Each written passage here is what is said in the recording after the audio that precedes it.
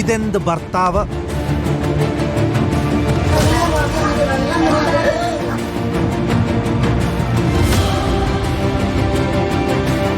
കോഴിക്കോട് ഫറൂഖിൽ യുവതിയോടും കുഞ്ഞിനോടും ഭർത്താവിന്റെ ക്രൂരത. ഭർത്താവ് വീട് പൂട്ടിപ്പോയതോടെ കഴിഞ്ഞ 8 ദിവസമായി താനും കുഞ്ഞും വരാന്തയിലാണ് അഭയം തേടിയിരിക്കുന്നതെന്ന് യുവതി പറയുന്നു. 42 പവൻ സ്വർണ്ണുണ്ട്, 50 പവനേനി തന്നിന്, 8 പവന്റെ കയ്യിലുണ്ട്. ഭർത്താവിന് 90,000 ഉറുപ്പ്യം കൊടുത്തിന്. ഭർത്താവ് ഇപ്പോൾ അതൊന്നും കണ്ടിട്ടില്ലാറിന്. ഭർത്താവ് താഴെ ഒഴിവാക്കാണ്. തലാക്ക് ചൊല്ലിന്നാണ് പറയുന്നത്.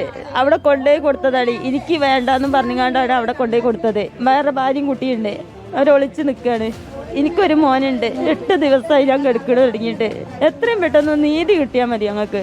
അവർ പറയുന്നത് 20 ലക്ഷം തരോ അല്ലെങ്കിൽ 25 തരോ, അത് കയറ്റി പോവുക. എൻ്റെ സ്വർണത്തിനും വിലയില്ല, എൻ്റെ ജീവിതത്തിനും വിലയില്ല. തുടക്കത്തിന് ഇല്ലേനി, കുറച്ചേ ഉള്ളേനി. പിന്നെ അവർക്ക് മോനായവരാണ് സൗന്ദര്യം പോരാന്ന് പറഞ്ഞാണ്ട് തുടങ്ങി. കുട്ടിക്കും ഇല്ല എനിക്കും ഇല്ല എന്നറിയൽ തുടങ്ങി.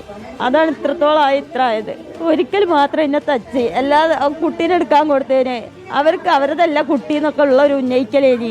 2018 പെരുന്നാൾ ദിനത്തിൽ വീട്ടിലേക്ക് പോയതോടുകൂടി പിന്നീട് ഭർത്താവ് കൂട്ടിക്കൊണ്ടുപോരാൻ വന്നില്ലെന്ന് ഹസീന പറയുന്നു.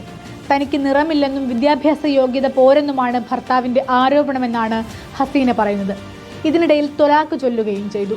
ഇതിനിടയിൽ ഭർത്താവ് മറ്റൊരു വിവാഹം കഴിക്കുകയും ആ യുവതിക്കൊപ്പമാണ് ഇപ്പോൾ താമസിക്കുകയും ചെയ്യുന്നത് എന്നാണ് വിവരം.